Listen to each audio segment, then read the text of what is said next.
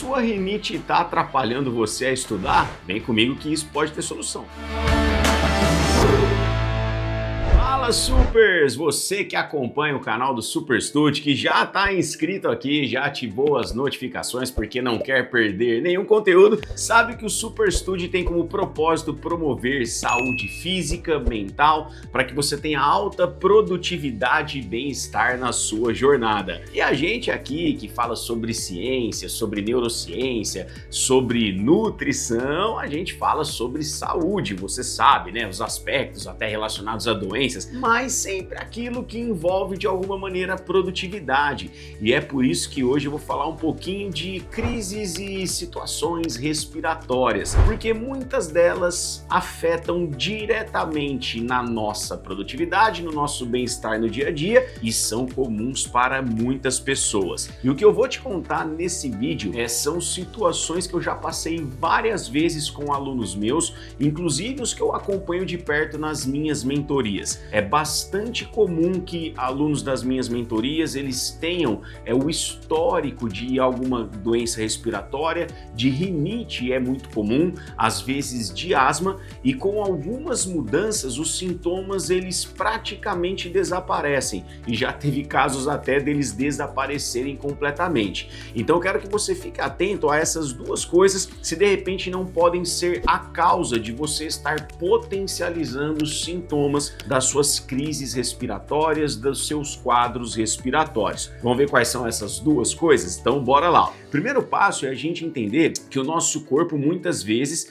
ele vai reagir a coisas estranhas que entram no nosso organismo. E como que ele reage? Para ele tentar combater aquilo, ele vai promover uma inflamação, uma resposta inflamatória. A resposta inflamatória, ela causa inchaço, ela pode causar vermelhidão, dependendo do lugar ela vai causar coceira, irritação. Na parte respiratória é muito comum que ela cause secreção. A questão é que essa inflamação, o corpo ele vai promover em maior ou menor grau, dependendo das condições que ele está e dependendo daquele agente, o tanto que incomoda, o tanto que torna difícil o combate para o seu organismo. E o que eu percebo acontecer com muitas pessoas? Muitas pessoas que têm rinites por causa de um alimento que é bom, que tem alto valor nutricional até, mas que pode disparar essas respostas incômodas. E esse alimento é o leite. Então eu peço para que você reflita sobre como está o seu consumo de leite. Vamos deixar claro, gente, que o leite ele não é exatamente um vilão, não é que o leite é ruim, não é que o leite faz mal para todo mundo. O leite ele tem bastante proteína, ele tem bastante cálcio. Em relação ao teor proteico dele, ele tem baixa caloria, então ele é nutritivo, tá?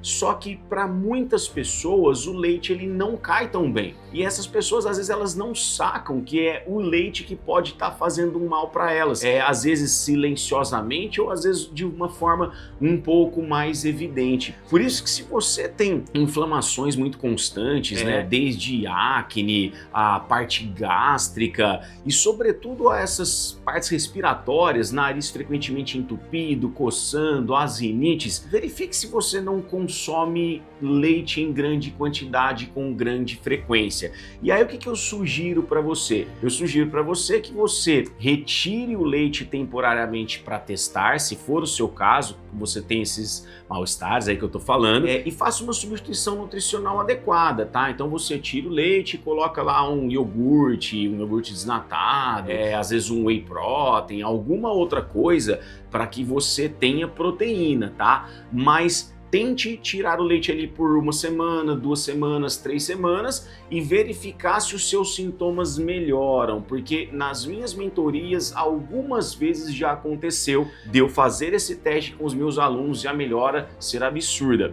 Eu tive até uma aluna recentemente na minha mentoria do ano passado, se você estiver vendo esse vídeo em 2025, isso foi na minha mentoria 2024, que ela usava um remédio dos mais fortes para asma há praticamente 4 anos e ela simplesmente parou de tomar a medicação depois que ela suspendeu o leite. O leite era o que disparava demais, potencializava os sintomas que ela tinha de forma respiratória, a asma, e ela não sabia, porque ela achava um alimento inofensivo. Então, no caso dela era isso, fez bastante sentido, a qualidade de vida melhorou muito.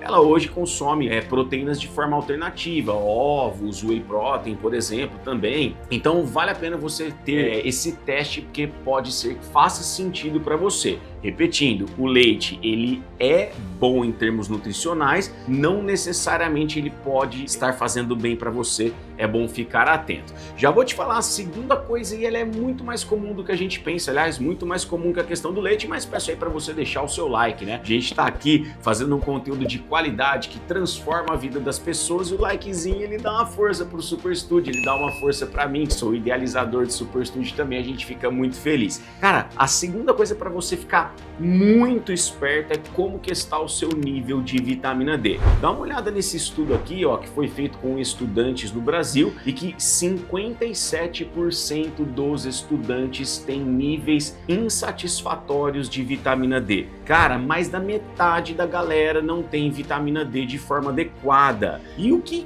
isso acarreta? Aliás, ó, o fato de mais da metade não ter de forma adequada não quer dizer que os outros 43%, nossa, tá ultra bom, tá? Os outros 43%, a maioria, ainda assim, ela não tá tão boa, mas pelo menos ela bate a régua mínima. Então, assim, é uma porcentagem muito pequena dos estudantes que tem a vitamina D lá em cima, na casa de 70, 80, a maioria não bate nem a meta mínima, para você ter uma ideia. Isso é muito grave. Para vestibular, a vitamina D ela tem um impacto assim, ela vai trabalhar ali, vai melhorar as questões relacionadas ao cálcio, então a falta de vitamina D ela causa osteoporose no adulto, raquitismo na criança. No vestibular geralmente é isso que vai ser cobrado. Só que a ciência traz cada vez mais informações a respeito da vitamina D, e a gente sabe que a vitamina D ela vai interferir na parte mental. Níveis baixos de vitamina D interferem no raciocínio de pior qualidade, interferem muito na parte emocional. Níveis baixos de vitamina D vão promover oscilação negativa de humor, então é mais comum você oscilar entre tá bem, tá mal, aquela coisa de hoje beleza, amanhã você já não tá tão legal. Potencializa demais sintomas da depressão se você tiver déficit de vitamina D, por exemplo. Além do que,